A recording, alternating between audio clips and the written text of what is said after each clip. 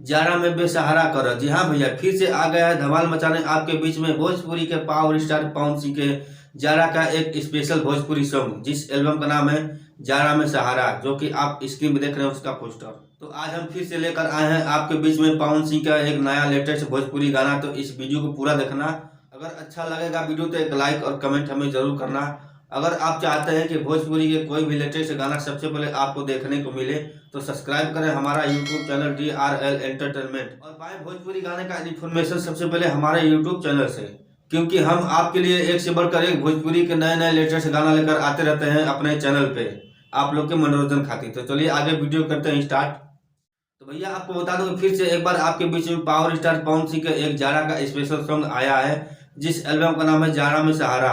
ये गाना global music junction YouTube channel पर आया है और ये गाना ऑडियो सॉन्ग है, वीडियो अभी नहीं आया है। बहुत जल्द आपके बीच में वीडियो सॉन्ग भी आ जाएगा।